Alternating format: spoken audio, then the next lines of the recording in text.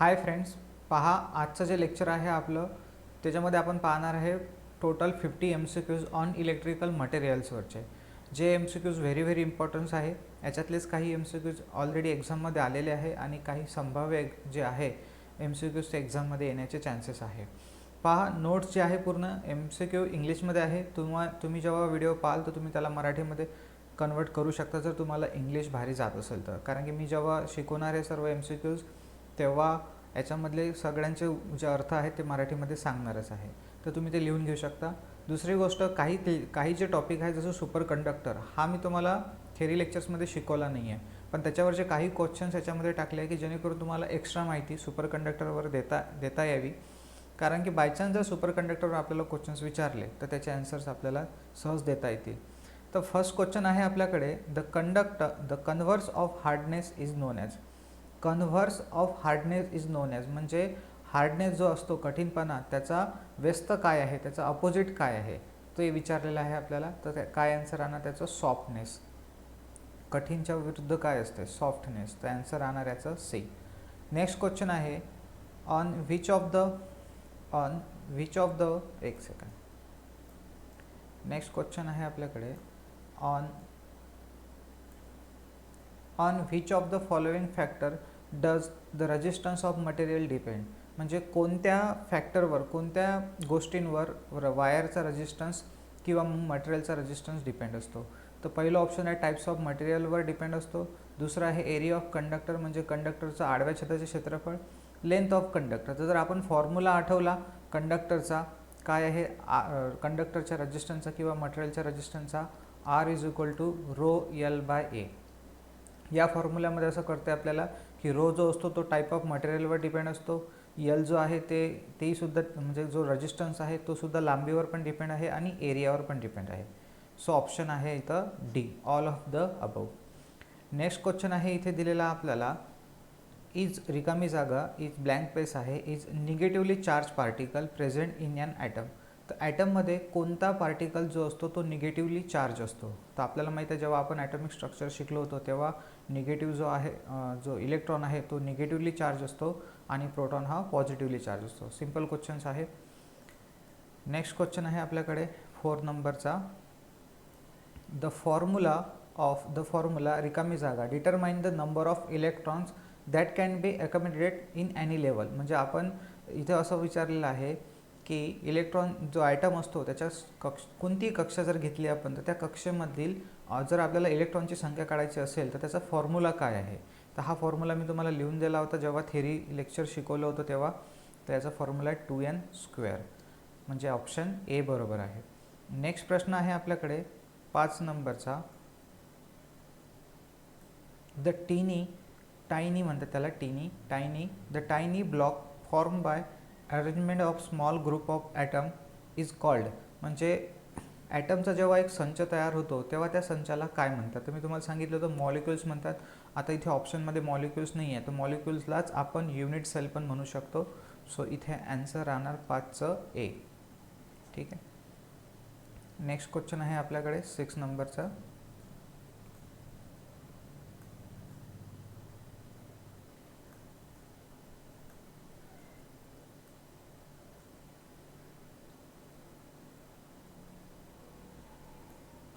The covalent bond is form by. आता covalent bond काय आहे मी तुम्हाला इलेक्ट्रॉनिक्स जेव्हा चॅप्टर शिकवेल तेव्हा डिटेल्समध्ये सांगेल. सध्या फक्त तुम्हाला आन्सर लक्षात ठेवायचं आहे. याचं जो कोव्हॅलंट बॉन्ड आहे तो sharing of electrons between atom याने होतो. बाकी हे ऑप्शन जे आहे चारही तुम्ही वाचू शकता. मी तुम्हाला मागच्या व्हिडिओमध्ये पण सांगितलेलं आहे की जेव्हा तुम्ही हे प्रश्न सॉल्व कराल तेव्हा व्हिडिओला स्टॉप करा, पहिले तुम्ही तुमचा आन्सर फाइंड आउट करा आणि मग आन्सर मार्क करा. ओके. तर मी कुठे काही सगळे ऑप्शन वाचणार, कुठे नाही वाचणार, कारण की ते डिपेंड आहे क्वेश्चनची डेप्थ कशी आहे. तर कारण आपल्याला कमीत कमी वेळामध्ये मॅक्झिमम MCQs पाहायचे आहेत. तर 7 नंबरचा क्वेश्चन आहे, अ परफेक्ट कंडक्टर हॅज. तर परफेक्ट कंडक्टर केव्हा म्हणतो आपण, जेव्हा त्याचा जो रेजिस्टन्स असतो तो इन्फायनाईट असतो. ओके. सो इथे आन्सर राहणार ऑप्शन सी. त्याच्यानंतरचा नेक्स्ट क्वेश्चन आहे, the metal having the lowest temperature coefficient of resistance is. म्हणजे पुढीलपैकी कोणत्या मटेरियलचा lowest temperature coefficient of resistance आहे हे विचारलेलं आहे. Gold, copper, aluminium, kanthal. तर दिलेले जे 4 ऑप्शन्स आहे, आता तुम्हाला मी एक टेबल लिहून दिला होता टेम्परेचर कोएफिशियंट ऑफ रेजिस्टन्सचा, त्याच्यामध्ये मला वाटतं मी गोल्ड नव्हता लिहून दिला, तर तुम्ही नेटवर पण सर्च करून पाहू शकता. तर गोल्ड जो आहे, गोल्डचा सर्वात कमी जो आहे टेम्परेचर कोएफिशियंट ऑफ रेजिस्टन्स आहे. नेक्स्ट क्वेश्चन आहे आपल्याकडे 9 नंबरचा. Commonly use conducting materials are copper, aluminium, both copper and silver. म्हणजे कोणतं जे आहे मटेरियल आपण जास्तीत जास्त वापरतो? तर सिम्पल आहे, बोथ कॉपर आणि ॲल्युमिनियमचा जो आहे आपण सर्वात जास्त यूज करतो, त्याच्यामुळे इथे आन्सर राहणार सी.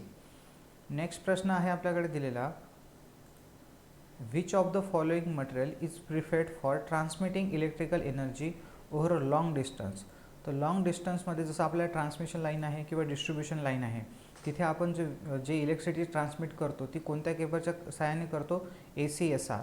बरोबर, ACSR म्हणजेच काय? Aluminium cold reinforced steel. ACSR, aluminium cold steel रेनफोर्ड.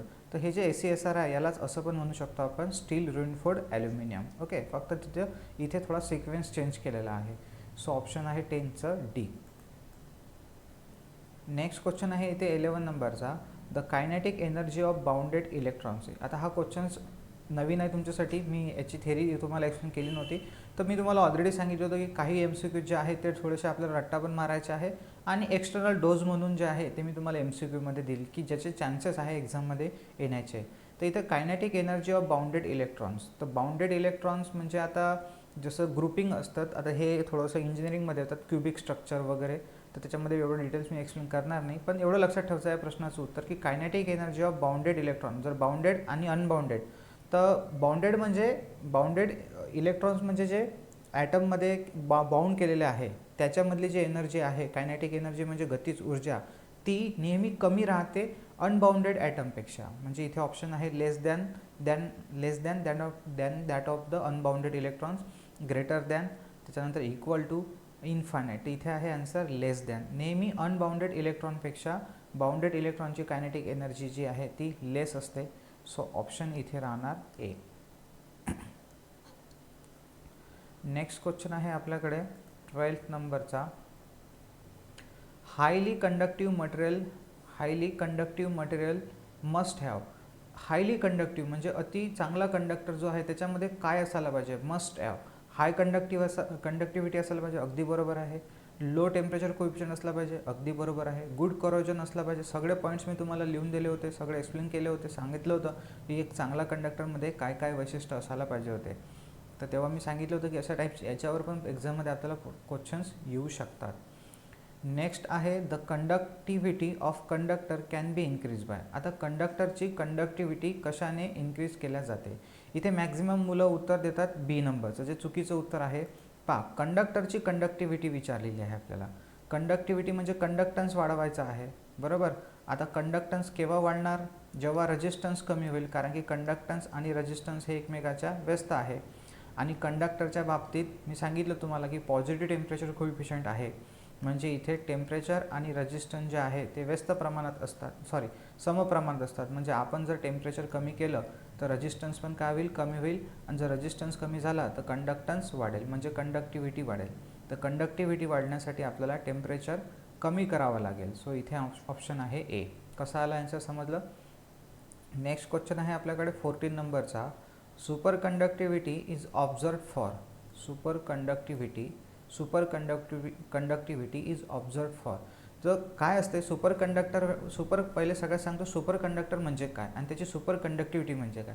म्हणजे असा मटेरियल जो एका स्पेसिफिक टेम्परेचरवर त्याचा रेजिस्टन्स 0 करतो, असा पदार्थ की ज्याचा रेजिस्टन्स जो आहे तो टोटली 0 होतो एका स्पेसिफिक टेम्परेचरवर. जसं उदाहरणार्थ मर्क्युरी जो आहे 0 डिग्री केल्विनवर त्याचा जो रेजिस्टन्स असतो तो 0 ओहम असतो. म्हणजे सुपर कंडक्टर म्हणून मर्क्युरी डोक्यामध्ये लक्षात ठेवायचं. आणि त्याचा रेजिस्टन्स 0 आहे म्हणजे त्याची कंडक्टिव्हिटी खूप चांगली आहे, बरोबर. सुपर कंडक्टर आहे, एकदम सुपर, म्हणजे त्याचा रेजिस्टन्स 0 आहे. तर असा सुपर कंडक्टर जो आहे तो आपण ऑब्झर्व करतो, ओळखतो. कशावर? कोणत्या सप्लायवर? तर तो आहे DC आणि त्या DC आणि लो फ्रिक्वेन्सी. आता DCला तर फ्रिक्वेन्सी नसते, तर ACचीच फ्रिक्वेन्सी पण लो फ्रिक्वेन्सी. तर इथे ऑप्शन राहणार 14चं बी, जे इम्पॉर्टंट आहे हा क्वेश्चन्स, 14 नंबरचा बी. नेक्स्ट क्वेश्चन आहे आपल्याकडे इथे, the superconductivity is due to. आता जस्ट सांगितलं मी तुम्हाला की सुपर कंडक्टिव्हिटी 0 डिग्री केल्विनवर रजिस्टन्स जो आहे तो 0 ओहम रजिस्टन्स शो करतो. आता जेव्हा रजिस्टन्स 0 असतो म्हणजे त्या पदार्थामध्ये जे इलेक्ट्रॉनचं व्हायब्रेशन असते ना ते 0 असते. कारण की कोणत्याही पदार्थाकडून जेव्हा करंटला विरोध होतो तेव्हा कशामुळे होतो, ते जे मटेरियल आहे त्याच्यामधलं जे स्ट्रक्चर असते की इलेक्ट्रॉनमधली गॅप किती आहे किंवा ॲटममधली गॅप किती आहे त्याच्यावर. आता त्या गॅपमध्ये जर इलेक्ट्रॉन्स व्हायब्रेट होत असेल तर मग तिथे आपल्या जाणाऱ्या इलेक्ट्रॉन्सला काय होतं, ऑपोजिशन होते. तर सेम तसंच आहे की इथे superconductivity is due to. तर सुपर कंडक्टिव्हिटी कशामुळे तयार होते, तर सुपर कंडक्टिव्हिटी जे आहे ते crystal structure having no atomic vibration, म्हणजे तिथे ॲटमचं व्हायब्रेशन होत नाही. कोणत्या टेम्परेचरवर, 0 डिग्री केल्विन. मी सगळे ऑप्शन वाचले नाही कारण की मी तुम्हाला सांगितलेलं आहे की सगळे क्वेश्चन्सला मी वाचल्याच्या नंतर म्हणजे मी सांगण्याच्या अगोदर तुम्ही सगळे क्वेश्चन्स वाचा, स्टॉप करा व्हिडिओला, वाचा, ॲन्सर फाइंड आउट करा आणि मग त्याचा ॲन्सर द्या. ठीक आहे, कारण की मी सगळे ऑप्शन वाचत राहील तर मग ते खूप लेंदी होईल आणि तुम्ही पण बोर व्हाल. सो कमीत कमी वेळामध्ये आपल्याला जास्तीत जास्त MCQ पाहायचे, तर इथे ॲन्सर राहणार ए. नेक्स्ट आहे questions number 16. The value of critical field below the transition temperature will. आता हा क्वेश्चन तुमच्यासाठी पूर्ण टोटली नवीन आहे कारण की मी एक्सप्लेन केला नव्हता थेरी क्लासमध्ये, केला नव्हता म्हणूनच इथे टाकलेला आहे. The value of critical field below the transition temperature. आता याचा एक ग्राफ तुम्हाला लागतो. हे कोणाच्या बाबतीत आहे क्वेश्चन्स, हा क्वेश्चन्स आहे सुपर कंडक्टरच्या बाबतीतच. तर सुपर कंडक्टरचे मी जवळपास 10-12 क्वेश्चन्स कवर केलेले आहे. एक ग्राफ आहे, हा ग्राफ तुम्ही काढून घ्याल नोट्समध्ये असा.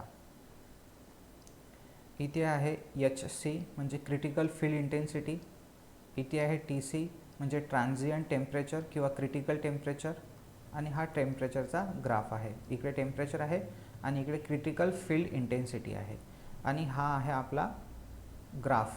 तर पहा, हे जे आहे ना TC लिहिलेलं हे म्हणजे आहे ट्रान्झिएंट टेम्परेचर किंवा मग क्रिटिकल टेम्परेचर. तर इथे व्हॅल्यू काय म्हटलं, the value of critical field, हे क्रिटिकल फील्ड आहे HC, below the transition temperature. Transition टेम्परेचरच्या बिलो म्हणजे मागे, इकडे कमी होते ना, समोर इकडे वाढते, तर बिलो म्हणजे मागे. जर मागे गेलो तर हा ग्राफ आपल्याला वाढताना दिसून राहिला आहे. अपोजिट असं उलटं केलं तर थोडं व्हॅल्यू याची वाढते.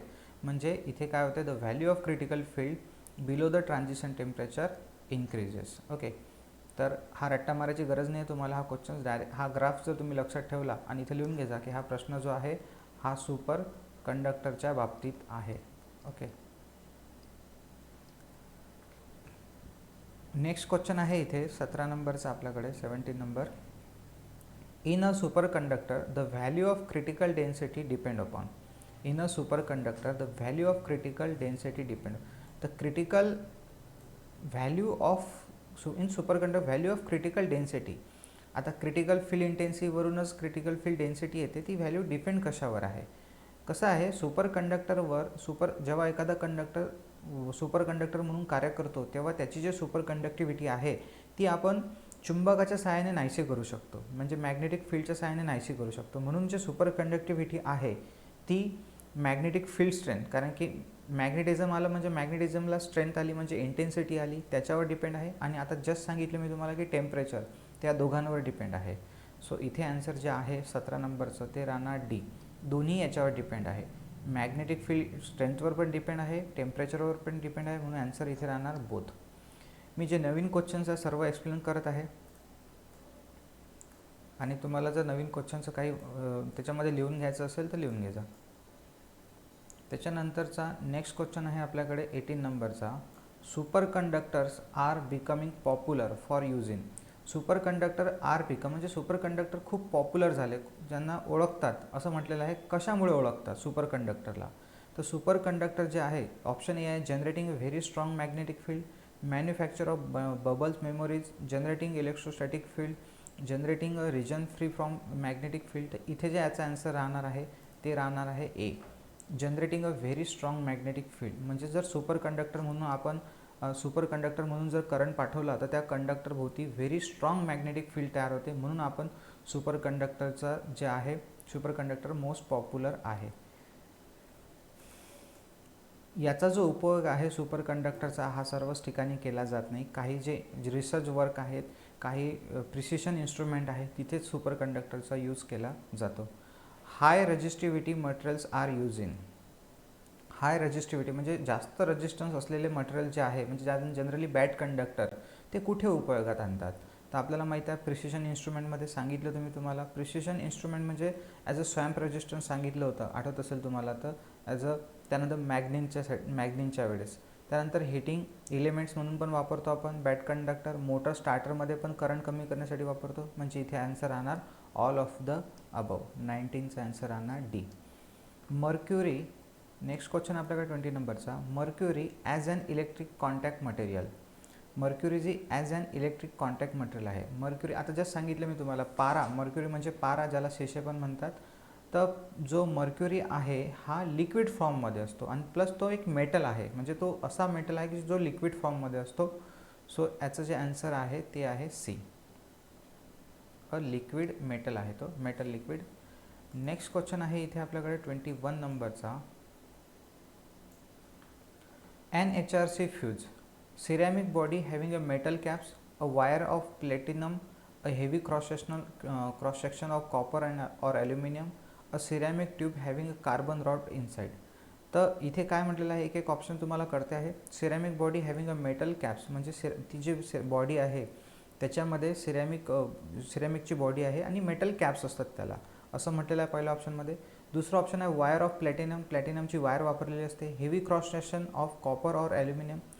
हेवी म्हणजे मोठ्या प्रमाणात क्रॉस सेक्शन असते म्हणजे कॉपर ऑर ॲल्युमिनियमचं. म्हणजे जो काही आतमध्ये तुम्ही तार वापरलेला असेल तर त्याचं जे क्रॉस सेक्शनल एरिया आहे तो कॉपर किंवा ॲल्युमिनियमचा खूप मोठा असेल. सिरॅमिक ट्यूब आहे having a carbon rod inside. Carbon rod असतो म्हणते. तर मी सर्व ऑप्शन यासाठी वाचले की थोडे ऑप्शन डिफिकल्ट होते म्हणजे तुमच्यासाठी, म्हणून मी एक्सप्लेन केले. तर इथे आन्सर जे आहे ते राहणार ए. की जर HRC फ्यूजचं जर आपण कन्स्ट्रक्शन पाहिलं तर ते जे आहे त्याच्यामध्ये सिरॅमिक बॉडी राहते आणि मेटल कॅप्स राहते आणि आतमध्ये सिल्वर वायर राहते, सिल्वरची. नेक्स्ट क्वेश्चन आहे 22 नंबरचा. Which of the following resistive materials has the lowest temperature coefficient of resistance. Which of the following resistive material has the lowest temperature coefficient of resistance. म्हणजे पुढेपैकी जो काही nichrome, cost and, कॅन्थल आणि मॉलिबेडिनियम हे जे आपल्याला मटेरियल दिलेले आहे याच्यामधलं सर्वात लोवेस्ट टेम्परेचर कोएफिशियंट, जसं मगाशी आपण गोल्ड सांगितला होता, तर इथे जे ऑप्शन्स आहे ते राहणार नायक्रोम. नायक्रोमचा जो आहे दिलेल्या ऑप्शन्सपैकी सर्वात कमी जो आहे टेम्परेचर कोएफिशियंट ऑफ रेजिस्टन्स आहे. नेक्स्ट क्वेश्चन आहे 23 नंबरचा. The coil of DC motor starter are wound with wire.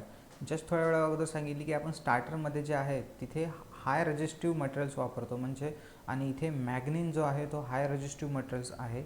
So आता आपण जेव्हा सुबोधचं पुस्तक वाचतो तेव्हा सुबोधच्या पुस्तकामध्ये, सुबोध विद्युतशास्त्रामध्ये स्टार्टरमध्ये जी काही वायर बनलेली असते रेजिस्टिव्ह वायर, ती युरेका मटेरियलची बनलेली असते असं दिलेलं आहे.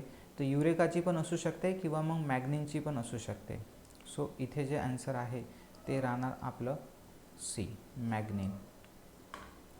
नेक्स्ट क्वेश्चन आहे आपल्याकडे 24 नंबरचा.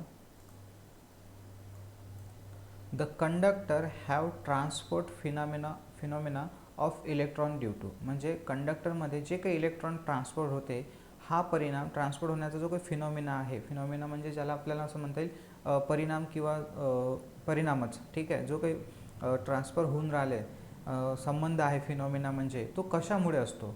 तर कंडक्टरमध्ये इलेक्ट्रॉन जेव्हा ट्रान्समिट होतात ना, तेव्हा ते आपल्याला माहीत आहे की त्यांच्या मागे काय काम करतो, दाब काम करतो. दाबामुळेच इलेक्ट्रॉनचे वहन होते. पण मी तुम्हाला हे सांगितलं होतं की जेव्हा कंडक्टरमधून इलेक्ट्रॉन्स वाहतात तेव्हा त्याला म्हणतो, त्या इलेक्ट्रॉनच्या वहनाला म्हणतो आपण करंट. पण करंटचं वहन म्हणजे फ्लो ऑफ चार्ज. आठवते तुम्हाला, फ्लो ऑफ चार्ज. आणि मी तुम्हाला जेव्हा कोणता चॅप्टर शिकवला, इलेक्ट्रिक फील्ड अँड कॅपॅसिटर, तेव्हा सांगितलं होतं की जेव्हा चार्ज येतो तेव्हा चार्ज भोवती इलेक्ट्रिक फील्ड पण येते. सो इथे आन्सर लॉजिकली खूप काढावं लागतं. सो असा जो प्रश्न आहे याचं उत्तर आहे ए नंबरचं, इलेक्ट्रिक फील्ड. नेक्स्ट क्वेश्चन जो आहे आपल्याकडे तो आहे the transition temperature of mercury is. मर्क्युरीचं ट्रान्झिशन टेम्परेचर, मी मगाशी तुम्हाला 0 डिग्री केल्विन जे सांगितलं होतं ते सुपर कंडक्टिव्हिटीसाठी सांगितलं होतं. ट्रान्झिशन टेम्परेचर म्हणजे त्याच्या पुढे जर टेम्परेचर वाढलं तर जो मर्क्युरी आहे तो सुपर कंडक्टर म्हणून काम करत नाही. सो त्याचा आन्सर आपल्याला इथे पूर्ण रट्टा मारायचा आहे, पाठांतर करायचं आहे 25. तुम्ही असो, मी असो, कोणी असो जगातला व्यक्ती, त्याला हे सगळं पाठ करावंच लागेल. याच्यात काही एक्सप्लेनेशनचं काम या प्रश्नामध्ये काही एक्सप्लेनेशन नाही आहे. वरच्या प्रश्नामध्ये पण एक्सप्लेनेशन नाही आहे की बस तरी मी तुम्हाला एक्सप्लेन सांगितलं की काय डिटेल्समध्ये असतं. तर त्याच्यानंतर 26 नंबरचा क्वेश्चन्स आहे, by increasing impurity content in the metal alloy the residual resistivity always. By increasing impurity content म्हणजे इन्क्रीजिंग म्हणजे वाढवणे, इम्प्युरिटी म्हणजे अपद्रव्य, दुसरे पदार्थ त्या पदार्थामध्ये मिसळणे. इन द मेटल अलॉय म्हणजे अलॉय म्हणजे माहिती आपल्याला मिश्र धातू, मेटल म्हणजे धातू, मिश्र धातू. द रेसिड्युअल रेजिस्टिव्हिटी अल्वेज म्हणजे त्या वायरची रेसिड्युअल वगैरे काही कन्फ्यूज होऊ नका. रेजिस्टिव्हिटी काय होते, जर आपण एखाद्या कॉपरमध्ये जर आयरन मिक्स केलं तर कॉपर चांगला कंडक्टर राहील का? नाही, त्याची जी रेजिस्टिव्हिटी आहे ते वाढणार, इन्क्रीज होणार. सो ॲन्सर आहे इथे 26चं बी, रेजिस्टिव्हिटी जे आहे ते इन्क्रीज होणार. नेक्स्ट क्वेश्चन आहे आपल्याकडे 27 नंबरचा, the structure sensitive property of a super conductor is. हा क्वेश्चन पण नवीन आहे तुमच्यासाठी पूर्ण. सुपर कंडक्टरवरचे सर्व क्वेश्चन्स नवीन आहे. तर the structure sensitive property of superconductor. मी काय म्हटलं तुम्हाला आठवत असेल तर की मग अशी सुपर कंडक्टरची जे कंडक्टरची जी कंडक्टिव्हिटी आहे ती आपण मॅग्नेटिक फील्डच्या सहाय्यानं नाहीशी करू शकतो, आणि किंवा मग टेम्परेचरवरून पण नाहीशी, टेम्परेचर वाढवलं तरी नाहीशी करू शकतो. आता जे मॅग्नेटिक फील्ड आहे ती डिपेंड असते क्रिटिकल करंट डेन्सिटीवर. इथे पहा, क्रिटिकल मॅग्नेटिक फील्ड पण आहे सर, क्रिटिकल ट्रान्झिशन टेम्परेचर पण आहे आणि क्रिटिकल करंट डेन्सिटी पण आहे. मग तुम्ही तर म्हटलं होतं की टेम्परेचर आणि मॅग्नेटिक फील्ड, पण इथे स्ट्रक्चरल सेन्सिटिव्ह प्रॉपर्टी जी आहे ती क्रिटिकल करंटवर सांगायची असते आपल्याला नेहमी, क्रिटिकल करंट डेन्सिटीवर. आता थोडंसं एक्सप्लेनेशन आहे त्याचं, पण त्या एक्सप्लेनेशनमुळे होऊ शकते तुम्हाला हा क्वेश्चन एकदम प्रॉपरली समजणार नाही, पण मी स्वतःच सांगत आहे की जर प्रॉपरली समजला नसेल तर काही प्रॉब्लेम नाही आहे. कारण की हे जे टॉपिक्स आहेत ना हे थोडेसे इंजिनिअरिंगच्या लेवलला जातात. मग सर हे क्वेश्चन्स लिहून का दिले आम्हाला, म्हणजे समजून का सांगत आहे? कारण की कसं आहे, काही जे आय टी आयचे पेपर काढणारे व्यक्ती असतात ते इंजिनियर लोकच आहे, आणि ते त्यांच्या सिलेबसवरून त्यांना असं वाटते की हेही सुद्धा आय टी आयच्या मुलांना असेल, कारण हा माझा अनुभव आहे. तर म्हणून मला जे काही मी आजपर्यंत पाहिलं याच्याशी रिलेटेड क्वेश्चन्स आलेले आहे तर ते मी तुम्हाला इथे टाकलेले आहे तुमच्यासाठी. जास्तच हाय लेवलचे क्वेश्चन्स कॅन्सल पण केलेले आहे. आणि असे क्वेश्चन्स काय होते की जरी कठीण असला ना तरी डोळ्याखालून एकदा गेला ना तर आपल्याला होऊ शकते पेपरमध्ये जर तो क्वेश्चन्स आला तर ॲन्सर तरी ॲटलिस्ट आठवते की याचं ॲन्सर हे होतं, critical current density. A transition temperature the value of critical field. आता मगाशी मी जो ग्राफ तुम्हाला इथे पहा, हा प्रश्न काय म्हणतो, ट्रान्झिशन ॲट ट्रान्झिशन टेम्परेचर म्हणजे ट्रान्झिशन टेम्परेचरवर क्रिटिकल फील्ड व्हॅल्यूची व्हॅल्यू किती असते, क्रिटिकल फील्डची व्हॅल्यू किती असते. आता या प्रश्नाचं उत्तर पाठ करायची गरज नाही, जो मगाशी तुम्ही ग्राफ जर पाठ केला असेल तर त्याच्यावरून सहज याचा आन्सर देऊ शकता. पहा, मगाशी मी तुम्हाला हा ग्राफ काढून दिला होता असं आठवत असेल तर. इथे होतं TC आणि इथे होतं क्रिटिकल फील्ड किंवा क्रिटिकल फील्ड इंटेन्सिटी एकच आहे बरं, तुम्ही सांगताना सांगितलं होतं. तर पहा, ट्रान्झिशन टेम्परेचरवर क्रिटिकल फील्ड इंटेन्सिटी किती आहे रे बा, 0 आहे ना. ही रेषा कुठं आली, इथे टच झाली तर 0वर आहे, म्हणजे याचा आन्सर राहणार 28चं A. नेक्स्ट आहे 29 नंबरचा, which of the following variety of copper has the best conductivity. म्हणजे कॉपरची दिलेल्यापैकी कोणती व्हेरायटी आहे जी त्याची कंडक्टिव्हिटी सर्वात जास्त आहे. तर इंडक्शन हार्डन कॉपर तर होणार नाही, कारण की त्याच्यामध्ये जे आहे कोल्ड प्रोसेस यूज केलेली असते. हार्ड्रॉन कॉपर हे पण नाही आहे. प्युअर अनिल कॉपर हे ऑप्शन ते राईट आहे. Copper containing a traces of silicon म्हणजे कॉपरमध्ये सिलिकॉनचं काहीतरी प्रमाण मिक्स केलेलं असेल तर असं. तर इथे जे आन्सर आहे ते राहणार C नंबरचं राईट, प्युअर अनिल कॉपर जे आहे त्याची रेजिस्टिव्हिटी सर्वात कमी आहे, मग बाकी सर्वांची जास्त आहे, हार्ड्रॉन वगैरेची सर्वात जास्त आहे. नेक्स्ट क्वेश्चन आहे आपल्याकडे 30 नंबरचा, कॉन्स्टंट टन कंटेन. आता constantan very important. Okay, या क्वेश्चनमुळे तुम्ही कन्फ्यूज होऊ शकता. सर कॉन्स्टंट टन, पहा कॉन्स्टंट टनचं दुसरं नाव आहे युरेका. तर युरेकामध्ये काय कंटेन असते, कंटेन म्हणजे कशापासून बनलेला असतो किंवा कॉन्स्टंट टन कशापासून बनलेला असतो असं त्यांनी विचारलेलं आहे. तर मी तुम्हाला लिहून दिलं होतं, कॉपर आणि निकेल जो आहे 60 आणि 40% असते, कॉपर आणि निकेल. आठवा, काही असे नाही की सगळेच प्रश्न तुमच्यासाठी नवीन आहे म्हणून, खूप सारे प्रश्न जे आहेत ते मी थेअरी जे शिकवलेले आहेत त्याच्यावरच आहेत. ओके, नेक्स्ट क्वेश्चन आहे आपल्याकडे 31 नंबरचा. Which of the following is the poorest conductor of electricity. तर carbons poorest conductor of electricity, सर्वात वाईट जो आहे कंडक्टर इलेक्ट्रिसिटी तो कोणता आहे. तर कार्बन, स्टील, सिल्वर, ॲल्युमिनियम. याचं जे आन्सर आहे मॅक्झिमम मुलं ते स्टील देतात, कारण त्यांना असं वाटतं लोखंडमधून म्हणजे खूप कमी करंट वाहतो, पण नाही. लोखंडापेक्षाही जो कार्बन आहे तो बॅड कंडक्टर आहे. मी तुम्हाला शिकवताना पण सांगितलं होतं, आठवत असेल तर. स्टील जे आहे ते मी गुड कंडक्टरमध्ये टाकलं होतं आणि कार्बन जे आहे ते बॅड कंडक्टरमध्ये टाकलं होतं, आठवत असेल तर. सो तिथून पण तुम्ही याचा आन्सर देऊ शकता जर तुमचा हा प्रश्न चुकला असेल तर, कारण की तुम्ही माझ्या पहिले आन्सर काढत असाल. ओके. त्याच्यानंतर नेक्स्ट प्रश्न आहे इथे 32 नंबरचा. रिकामी जागा has 0 temperature coefficient of resistance. आठवते फर्स्ट चॅप्टरमध्ये मी तुम्हाला लिहून दिलं होतं जेव्हा टेम्परेचर कोएफिशियंट ऑफ रेजिस्टन्स सांगितलं होतं की मॅग्नीन आणि कॉन्स्टंटन जे आहे यांचा 0 टेम्परेचर कोएफिशियंट ऑफ रेजिस्टन्स तो मॅग्नीन आणि कॉन्स्टंटन. तो ऑप्शन राहणार इथे डी. 32चं ऑप्शन आहे डी. नेक्स्ट क्वेश्चन आहे इथे. In thermocouples, which of the following pairs is commonly used? In thermocouples, which of the following pairs is commonly used? Thermocouples हे temperature मोजण्यासाठी वापरतात आणि त्याच्यामध्ये दोन प्लेट्स जे असतात ते एक कॉपरची आणि एक कॉन्स्टंटनची बनलेली असते, म्हणून जे इथे आन्सर आहे ते राहणार ए. कारण की पहा, मी हे ऑप्शन्स तुम्हाला मार्क करून दिल्यावर तुम्ही हे प्रश्न एकदा परत सॉल्व करणार, तेव्हा तुम्हाला हे उत्तर सगळे आले पाहिजे. 34 नंबरचा जो क्वेश्चन्स आहे, रिकामी जागा is visco elastic. Visco elastic म्हणजे त्याच्यामध्ये इलॅस्टिसिटी म्हणजे लवचिकता आहे. विस्कोसिटी म्हणजे होते त्याच्यामध्ये त्याची जे आहे आर्द्रता शोषून घेण्याची क्रिया. आर्द्रता शोषून घ्यायला आपण हे म्हणतो हायग्रोस्कोपिक म्हणतो. विस्कोसिटी म्हणजे त्याचे जे असं म्हणणार आपण की ढिसूळपणा. ओके, ढिसूळपणा की जो ढिसूळपणा किंवा त्याच्यामध्ये चिकटपणा. तर आता इलॅस्टिकमध्ये लवचिकता आणि चिकटपणामध्ये फरक आहे. तर असा कोणता पदार्थ आहे त्याच्यामध्ये हे दोन्ही गुणधर्म आढळतात, तर तो आहे रबर. रबरमध्ये चिकटपणा पण आहे आणि त्याच्यानंतर त्याच्यामध्ये लवचिकता पण आहे. सो ऑप्शन आहे इथे सी. नेक्स्ट क्वेश्चन जो आहे, carbon electrode are not use in.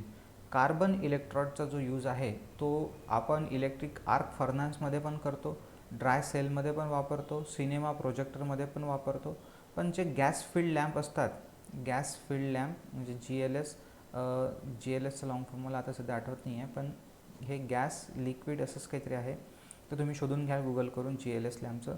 मी लिहून दिलेलं आहे क्वेश्चन GLSचं, पण आता सध्या आठवत नाही आहे. सो ऑप्शन 35चं आहे ए.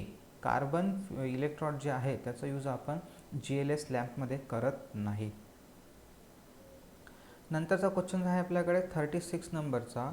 Solder is an alloy of. Simple question आहे एकदम. सोल्डर जो आपण मी तुम्हाला सोल्डरिंग शिकवलं नाही आहे, वायर्स ऑफ जॉईंट शिकवले नाही आहे, शिकवणार पण नाही आहे, तर व्यवस्थित ते एकदा वाचून घ्याल, कारण की तो खूप सोपा प्रश्न आहे, पाठांतरावरचा आहे. कोणता जॉईंट कशासाठी वापरतात, कसा मारतात, तर असे बायचान्स. आणि सोल्डरिंग तर एकदा वाचून घ्याल की कोणता अलॉय कशासाठी असते, तर कारण की असे जर प्रश्न आले बायचान्स तर मग तुम्हाला त्याचे आन्सर देता आले पाहिजे. ओके. सो तो टॉपिक मी स्किप केला होता, तो वाचून घ्याल आठवणीनं. तर 36 नंबरचं जे आहे, सोल्डर कशापासून बनलेले असते, टीन अँड लीड. ओके, सिम्पल आहे. त्याच्यानंतर आहे नेक्स्ट क्वेश्चन आपल्याकडे 37 नंबरचा. एक सेकंड, याला झूम करतो आणखी. 37 नंबरचा क्वेश्चन आहे, रिकामी जागा is most commonly use for making a magnetic recording tape. Magnetic recording tape म्हणजे तुम्ही जुन्या याच्यामध्ये पाहिले असेल, छोट्या ज्या कॅसेट येत होत्या त्याच्यामध्ये हे राहायचे, रील राहायचे कॅसेटमध्ये छोटेसे काळ्या कलरचे. तर ते जे रील होते ते आहे मॅग्नेटिक रेकॉर्डिंग टेप. ती कशापासून बनलेली होती, तर silver nitrate, ferrite oxide, small particles of iron, silicon iron. त्याचा आन्सर आहे फेराइट ऑक्साईड. फेराइट ऑक्साईडपासून बनलेली असते, डायरेक्टली रट्टा मारायचा आहे. ओके. त्याच्यानंतरचा नेक्स्ट क्वेश्चन आहे, overhead telephone wires are made of. याचं जर आन्सर तुम्हाला आलंच पाहिजे, क्वेश्चन चुकला नाही पाहिजे, कारण जे मी तुम्हाला शिकवलेलं आहे त्याचं आन्सर जनरली चुकलं नाही पाहिजे. ओके. जसं मी तुम्हाला लिहून दिलं होतं, ओव्हरहेड लाईन जे स्टील वायर आहे त्याचा उपयोग आपण ओव्हरहेड लाईनमध्ये टेलिफोन वायर म्हणून सुद्धा करतो. सो याचा आन्सर आहे स्टील. स्टील म्हणजे GI. ओके, स्टील आणि GI दोन्ही एकाच वेळेस एक्सप्लेन केले होते मी तुम्हाला, आणि दोघंही एकाच वेळेस लिहून दिले होते. 39 नंबरचा क्वेश्चन्स आहे, रिकामी जागा is an example of piezoelectric. आता पहा, पिझो इलेक्ट्रिक मटेरियल म्हणजे काय असते, असे काही क्वेश्चन्स तुम्हाला होऊ शकते डाऊटफुल. पिझो इलेक्ट्रिक म्हणजे असा मटेरियल की ज्याच्यावर जर आपण दाब दिला तर इलेक्ट्रिसिटी तयार होते. त्याला जर आपण दाब दिला, प्रेशर दिलं, त्याला दाबलं तर त्याचं तिथून वीज तयार होते, असा मटेरियल आहे तो. Okay, piezoelectric. तर तो जो आहे क्वार्ट्स हा त्याचा एक्झाम्पल आहे. क्वार्ट्स जे आहे ते पिझो इलेक्ट्रिक मटेरियलमध्ये येते. हे सगळे ओव्हरडोस क्वेश्चन्स आहे, जे एक्स्ट्रा क्वेश्चन जे आहे जे एक्झाममध्ये विचारले जातात बाय चान्स, ते आपण पाहत आहे. असं नाही की मग आपण थेरीमध्ये जे आहे तेच नाही, एक्स्ट्रा पण कारण हे काही टॉपिक नाही आहे. ओके, पिझो इलेक्ट्रिक स्पेशली तुम्हाला शिकवणं, ठीक आहे. त्याच्यानंतर मग आहे a good electric contact material should have all the following properties except. Good electric contact material म्हणजे जे आपण इलेक्ट्रिकल कॉन्टॅक्ट म्हणून मटेरियल वापरतो त्याच्यामध्ये काय काय गुणधर्म असायला पाहिजे, काय काय प्रॉपर्टीज असायला पाहिजे. Have all the following properties. हा जो शब्द आहे ना एक्सेप्ट, हा खूप मुलांना कन्फ्यूज करतो. या एक्सेप्टचा अर्थ होतो सोडून. लक्षात ठेवायचा, हा जो एक्सेप्ट आहे ना, एक्सेप्टचा अर्थ होतो सोडून. की काय सोडून चांगले गुणधर्म असले पाहिजे. तर मला सांगा, जे काही कॉन्टॅक्ट मटेरियल तुम्ही वापरून राहिले त्याची रजिस्टिव्हिटी जास्त असली पाहिजे का? नाही, चुकीचं आहे. पहिलंच ऑप्शन वाचल्याबरोबर करते की, आणि तेच त्याने विचारलं की एक्सेप्ट काय सोडून, तर हेच सोडून बाकीचे गुणधर्म असले पाहिजे. तर तो त्याचा जो हाय रेजिस्टन्स टू करोजनला त्याचा रेजिस्टन्स जास्त असला पाहिजे, म्हणजे गंज चढला नाही पाहिजे. थर्मल कंडक्टिव्हिटी चांगली असली पाहिजे, म्हणजे जास्त गरम नाही झाला पाहिजे. आणि त्याच्यानंतर मग हाय मेल्टिंग पॉईंट, म्हणजे त्याचा जो लवकर तो वितळला नाही पाहिजे कमीत कमी तापमानावर. तर हे सगळे गुणधर्म त्याच्यामध्ये असले पाहिजे. मेटल, ज्याचा उपयोग आपण कोणता मटेरियल वापरतो, आपण brass. Which of the following affect greatly the resistivity of electrical conductor. Which of the following affect greatly म्हणजे पुढीलपैकी इलेक्ट्रिकल कंडक्टरची जी रजिस्टिव्हिटी असते त्याला कोण परिणाम करते, जास्तीत जास्त म्हणजे अफेक्ट करते, म्हणजे इलेक्ट्रिकलच्या कंडक्टिव्हिटीवर कशामुळे जास्त परिणाम होतो, कंडक्टरच्या कंडक्टिव्हिटीवर. सो ऑप्शन आहे कंपोजिशन, प्रेशर, साईज, टेम्परेचर. पहा आता, कॉपर आहे. कॉपरमध्ये जर तुम्ही आयरन टाकलं म्हणजे लोखंड टाकलं, तर काय केलं तुम्ही, अलॉय केलं म्हणजे मिक्सचर केलं, म्हणजे कंपोजिशन केलं दोन मटेरियलचं. आता कॉपरमध्ये जर तुम्ही आयरन टाकलं तर कॉपर चांगला कंडक्टर बनेल की बॅड कंडक्टर बनेल, तर बॅड कंडक्टर बनेल ना. म्हणजे त्याची कंडक्टिव्हिटी काय झाली, अफेक्ट झाली, कंडक्टिव्हिटी कमी झाली. कशामुळे, कंपोजिशनमुळे, दोन पदार्थ मिक्स केल्यामुळे. बरोबर. आपण आता मार्केटमध्ये चांगले वायर असतात काही कंपनीचे, काही वायर असतात जे लवकर खराब होतात. ते काय करतात, लोखंडाचं प्रमाण मिक्स करतात किंवा प्लॅटिनम वगैरे असे पदार्थ मिक्स करतात. त्याच्यामुळे त्याची कंडक्टिव्हिटी काय होते, कमी होते. आता प्लॅटिनम नाही, अजून दुसरे पदार्थ असेल कोणते. त्याच्यानंतर आहे नेक्स्ट क्वेश्चन्स. रिकामी जागा इज अ हार्ड सोल्डर. तर सोल्डर तुम्ही जेव्हा वाचाल तेव्हा तुम्हाला हा क्वेश्चन्स कळेल. तर मी इथे डायरेक्टली आन्सर सांगतो आहे. Tin silver lead, copper, zinc, none of the above. तर कॉपर आणि झिंक जे आहे ते हार्ड सोल्डर म्हणून वापरल्या जाते. सो आन्सर इथे आहे 42चं सी. त्याच्यानंतर आहे नेक्स्ट क्वेश्चन आपल्याकडे 44 नंबरचा. Superconductivity can be destroyed by. आठवते थोड्या वेळा लेक्चरमध्ये सांगितलं मी तुम्हाला की सुपर कंडक्टिव्हिटी जी आहे ती आपण चुंबकाच्या सहाय्याने नाहीशी करू शकतो. ठीक आहे, म्हणून ऑप्शन वाचायची आता मला तर आवश्यकता नाही आहे, पण तुमच्यासाठी वाचतो. ॲडिंग इम्प्युरिटीज, रिड्युसिंग टेम्परेचर नंतर कंडक्टिव्हिटी उलट वाढते सुपर कंडक्टिव्हिटीची. अप्लिकेशन ऑफ मॅग्नेटिक फील्ड आणि any of the above. Magnetic फील्डचा उपयोग केल्यानं जी कंडक्टिव्हिटी आहे ती डिस्ट्रॉय होते, म्हणजे नाहीशी होते. सो इथे 44चं जे आन्सर आहे ते आहे सी. ओके, वारंवार रिवाईज करा. असं नाही की बा आता तुम्ही एकदा पाहिलं. हे सर्व व्हिडिओ मी यूट्यूबवरच आहेत, सगळ्या मुलांसाठी कॉमन्स आहे. तर तुम्ही याला वारंवार पाहून पण रिवाईज करू शकता. ठीक आहे, याच्यात MCQमध्ये कोणतीही लिमिट नाही आहे की तुम्ही एकदा दोनदाच पाहिले पाहिजे म्हणून. ओके, त्याच्यानंतर आहे 45 नंबरचा questions. Non linear resistor produce the harmonic distortion, follows Ohm's law at low temperatures only, result in non uniform heating, none of the above. Non linear resistor काय करतात. आता लिनियर आणि नॉन लिनियर रजिस्टरमध्ये मी सांगितलं तुम्हाला की लिनियरमध्ये जे व्होल्टेज आणि करंट आहे ते सारख्या प्रमाणात बदलतात, आणि नॉन लिनियरमध्ये त्यांचं जे प्रमाण आहे ते कमी जास्त राहते. जसं व्होल्टेज वाढलं तर जेवढा व्होल्टेज वाढलं तेवढ्या प्रमाणात करंट वाढायला पाहिजे होता, पण तो वाढत नाही, कमी वाढतो किंवा मग अतिशय जास्त वाढतो. तर असं जर असेल तर त्याला आपण म्हणतो नॉन लिनियर. तर नॉन लिनियर रजिस्टर जर आपण यूज करतो त्यामध्ये हार्मोनिक्स डिस्टॉर्शन प्रोड्यूस होते. आता हे follows Ohm's law, non linear resistor Ohm's law follows नाही करत, तर इथे ऑप्शन आहे सी नंबरचं, result in non uniform heating. तर इथे काही मुलं हे ऑप्शन मार्क करतात, अच्छा नॉन लिनियर रजिस्टर म्हणजे नॉन युनिफॉर्म हिटिंग. तर हे नाही आहे इथे, इथे तुम्हाला कन्फ्यूज होऊ शकता तुम्ही. इथे आन्सर आहे राईट ए नंबरचं. तर हे सर काय आहे, प्रोड्यूस हार्मोनिक डिस्टॉर्शन. पहा, हार्मोनिक डिस्टॉर्शन म्हणजे होते जसं तुम्ही आता एखादा वायर आहे, सपोज आता याला प्रॅक्टिकल उदाहरण देतो मी तुम्हाला. प्रॅक्टिकल उदाहरण म्हणजे तुम्ही कपडे वाळू घालायची तार पाहिला असेल आपल्या घरामध्ये, दोरी नाही तार पाहिला असेल. त्या तारावर चिमटे लागलेले असतात कपडे अटकवण्यासाठी. आता तुम्ही काय करा, असे 2-3 चिमटे त्या तारावर अटकवा आणि ते चिमटे सरळ एकच चिमटा न्या. तर थोडं काय होईल, आवाज कमी राहणार, असं छनछन छनछन आवाज तुम्हाला येणार नाही. पण जर तुम्ही 2-3 चिमटे असे अटकवले आणि हे चिमटे जर तुम्ही असे इथे रोटेट केले त्या तारावर, तर किंवा दोरीवरही घ्या, तर इथे असा तुम्हाला असा थोडासा साऊंड तयार होईल, एक छनछनसारखा. ठीक आहे. तर ते झाले हार्मोनिक्स. प्रॅक्टिकली जर पाहायचे असेल तुम्हाला, तर असेच हार्मोनिक्स आता आपल्या वायर्समध्ये पण असतात किंवा रजिस्टर. सर मग असा आवाज वायरमधून काय छनछन आवाज येतो का? नाही मित्रांनो, आवाज नाही येत. वायरमध्ये काय होते, आपली एक फंडामेंटल फ्रिक्वेन्सी असते. आता एक खूप डिटेल्समध्ये झाले, आपल्याला माहिती आहे ना आपलं फ्रिक्वेन्सी किती असते, तर 50 हर्ट्ज. तर वायरमध्ये आणखी असे कंटेंट्स तयार होतात, असे करंट तयार होतात की जे इफेक्ट नाही करत, जे मीटरमध्ये दिसत नाही, जे मोजता येत नाही, पण ते करंट तयार झाल्यानं कुठेतरी त्यांची फ्रिक्वेन्सी पण तयार होते. आणि ते फ्रिक्वेन्सी आपण आपल्या सप्लाय फ्रिक्वेन्सीच्या टिबल असते. टिबल किंवा 5 पट किंवा 7 पट अशी मल्टिपल टाईम्स असते. टिबल 5 पट किंवा म्हणजे 3 टाईम्स 5 टाईम्स किंवा 7 टाईम्स. तर ते असे तयार होतात वायरच्या आतमध्ये. तर त्याला म्हणतो आपण हार्मोनिक्स. ओके. हार्मोनिक्स समजून सांगणं पण खूप मोठी गोष्ट आहे, समजणं पण खूप मोठी गोष्ट आहे.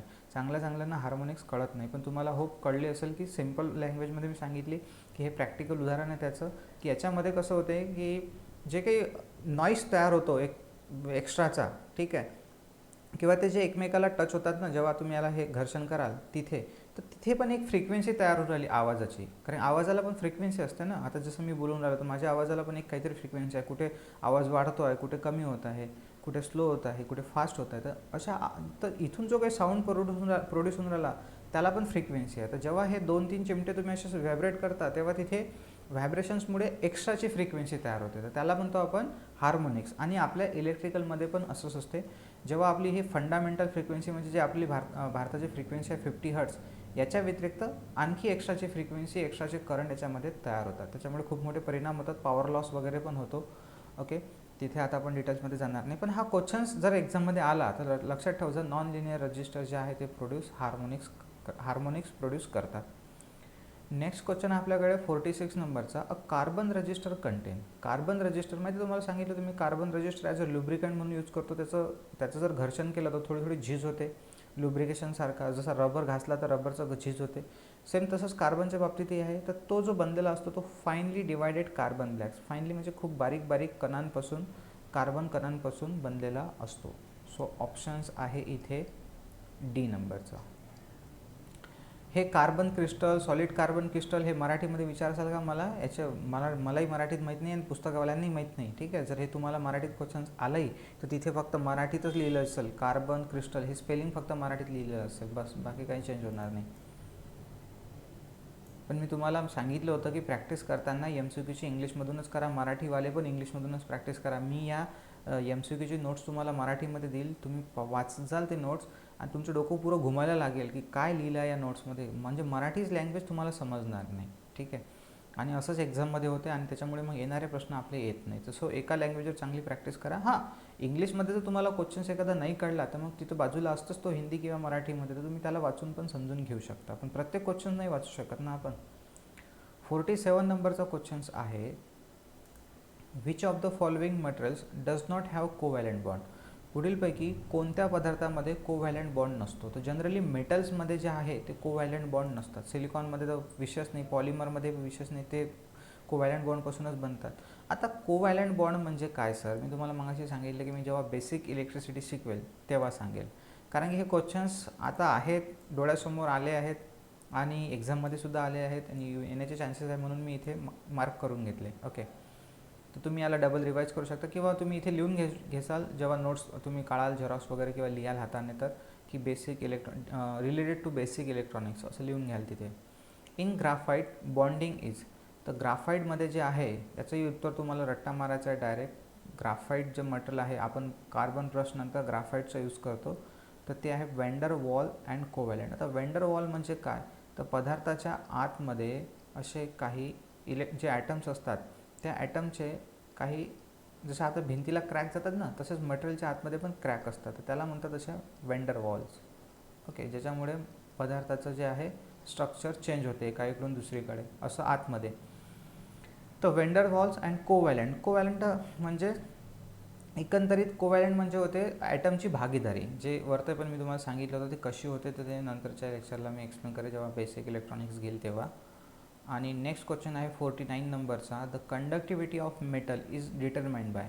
वायरची कंडक्टिव्हिटी कशावर अवलंबून आहे. तर मी जेव्हा तुम्हाला थेरीचं लेक्चर शिकवलं होतं तेव्हा सांगितलं होतं की 1, 2, 3 जर असेल तर तो कंडक्टर जातो, 5, 6, 7 असेल तर तो इन्सुलेटर जातो. म्हणजे तुम्ही काय म्हटलं की व्हॅलेन्स इलेक्ट्रॉन, 6वीच्या कक्षामध्ये किती व्हॅलेन्स इलेक्ट्रॉन आहे याच्यावरून सांगू शकतो आपण की कंडक्टर आहे की इन्सुलेटर आहे. तर पण इथे जर ऑप्शन पाहिले आपण, the electronic concentration and the mobility of free electrons, म्हणजे इलेक्ट्रॉनिक कॉन्सन्ट्रेशन म्हणजे की जे इलेक्ट्रॉन्स आहे त्याची डेन्सिटी किती आहे, म्हणजे ते किती प्रमाणात तिथे आहे.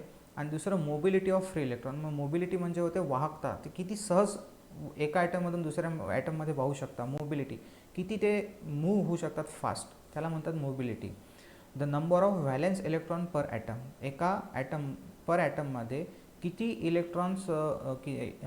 इलेक्ट्रॉन्स शिल्लक आहे त्याच्यावरून म्हणजे कंडक्टिव्हिटी डिसाईड होते. सी ऑप्शन म्हणते आयदर ए ऑर बी आणि डी ऑप्शन आहे नन ऑफ द अबव.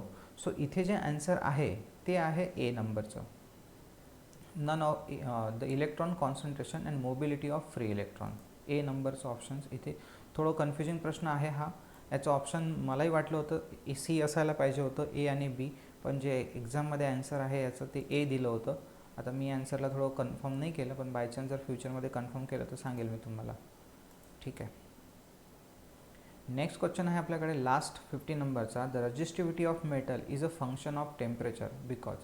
तर वायरची जे रजिस्टिव्हिटी आहे, आपल्याला माहिती आहे ना, वायरचा रजिस्टन्स चेंज होतो टेम्परेचरनुसार. तर रजिस्टन्स चेंज होतो म्हणजे रजिस्टिव्हिटी चेंज होते. आता रजिस्टिव्हिटी जी आहे ती फंक्शन आहे, म्हणजे एक हे आहे फंक्शन, कशाला म्हणता येईल आपल्याला, की डिपेंड आहे. रजिस्टिव्हिटी टेम्परेचरवर अवलंबून आहे. त्याचं कारण काय आहे, तर थोडक्यात मी तुम्हाला आजच्याही लेक्चरमध्ये सांगितलं होतं की वायरमधून जेव्हा करंट वाहतो तेव्हा म्हणजे इलेक्ट्रॉनचं वहन होतं. तर वायरमध्ये पण ॲटम्स आहेत, बरोबर, आणि दुसरे इलेक्ट्रॉन, आता वायरमध्ये ॲटम्स आहे आणि वायरमधूनच काय होऊन राहिले, त्या ॲटममधले इलेक्ट्रॉनचं वहन होते. आता हे इलेक्ट्रॉन त्या गॅपमधून वाहतात. आता जेवढी गॅप जास्त तेवढे सहज इलेक्ट्रॉन पास होतील, जेवढी गॅप कमी आहे ॲटममध्ये तेवढे इलेक्ट्रॉन जाण्यासाठी जास्त वेळ होईल, म्हणजे वायरचा रेजिस्टन्स खूप जास्त आहे. आता गॅप तर आहेच आहे, सोबत जर हे ॲटम आतमधले व्हायब्रेट हालायला लागले तर हे गॅप कमी जास्त होत राहील. त्याच्यामुळे या इलेक्ट्रॉनला आणखी जास्त विरोध होईल, कारण जेव्हा ॲटम हालतील ना तेव्हा हे याला टक्कर पण मारतील. वायरच्या आतमध्ये जाऊन शिरलो आहे आपण वायरच्या आतमध्ये काय प्रोसेस होऊन राहील ते डिफाईन करतो मी तुम्हाला. तर इथे हे जे आतमधले वायरमधले ॲटम असतात हे किती स्पीडली, याची स्पीड किती आहे व्हायब्रेट होण्याची, त्याच्यावर पण डिपेंड आहे आपल्या वायरची रजिस्टिव्हिटी. सो इथे आन्सर येणार the amplitude of vibrations of the atom varies with temperature. म्हणजे म्हटलेलं आहे की टेम्परेचरसोबत जे ॲटमचं व्हायब्रेशन आहे त्याची ॲम्प्लिट्यूड म्हणजे किंमत किती आहे, त्याची व्हॅल्यू किती आहे व्हायब्रेशनची, की किती किमतीने ते व्हायब्रेट होऊन राहिले टेम्परेचरनुसार, त्याच्यावर डिपेंड आहे रजिस्टिव्हिटी. तर सो आन्सर आहे इथे एच. आता हे खालचे पण ऑप्शन मी वाचतो आहे इथे. The electron density varies with temperature हे नाही होणार, इलेक्ट्रॉनची डेन्सिटी वगैरे तर नाही आहेत. द इलेक्ट्रॉन गॅस डेन्सिटी हे पण नाही आहे, सिम्पली जस्ट आन्सर आहे इथे ए. ओके. सो आता हा जो लेक्चर्स आहे आपला, या जे व्हिडिओ आहे याच्यामध्ये आपण टोटल इलेक्ट्रिकल मटेरियलवरचे 50 क्वेश्चन्स कंप्लीट केले. नंतर एखाद्या दिवशी आपण याच्यावरचे 50 क्वेश्चन्स कंप्लीट करू. Okay, thank you. याला लिहून घ्या, रिवाईज करा चांगले, आणि जे काही नवीन कन्सेप्ट आहे जे मी जे काही MCQ शिकवताना सांगितले होते ते एकदा तुम्हाला जिथे वाटते तिथे तुम्ही नोट डाऊन करून ठेवा. ठीक आहे.